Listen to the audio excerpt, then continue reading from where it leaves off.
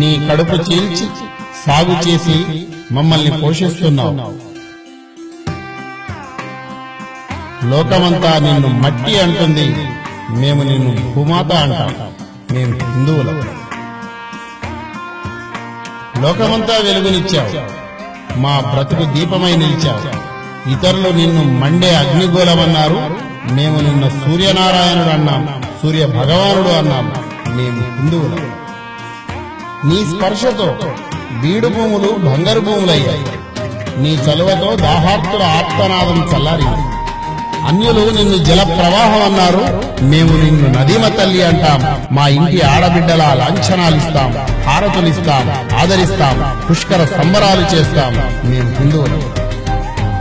జన్మనిచ్చిన తల్లి, నడవడికను నేర్పిన నాన్న, విద్య నేర్పిన గురువులకి అది వాళ్ళ బాధ్యత అనుకున్నారంతా. కాని మేము మాతృదేవోభవ, పితృదేవోభవ, ఆచార్యదేవోభవ అన్నాం. మేము హిందువులం. ఇతర మ్లేచ్ఛ జాతులు హిందూ జాతిని దోచుకున్నాయి. కానీ హిందువులు ఎవరిని దోచుకోలేదు. ఆ అవసరం కూడా లేదు.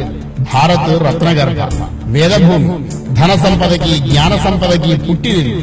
అడిగితే భిక్షం పెట్టే వాళ్ళం, పంచి ఇచ్చే ఔదార్యం మాది. మేము హిందువులం. పాశ్చాత్య దేశాలు చీవుడు ముక్కుతో చింపిరి బట్టలతో తిరిగినప్పుడే పట్టుబట్టలు కట్టిన చరిత్ర మాది. నాగరికతలో ప్రపంచం కళ్ళు కూడా తెరవకుండా పసిపూనగా ఉన్నప్పుడే అంబరాన్ని అంటిన ఘనత మాది. మేము హిందువులం. మహోన్నతమైన సనాతన సంస్కృతికి వారసులం అని తలుచుకున్నప్పుడల్లా మా హృదయం ఉప్పొంగుతుంది, మా కళ్ళల్లో వెలుగొస్తుంది, మా నరాల్లో రక్తం ఉరకలేస్తుంది.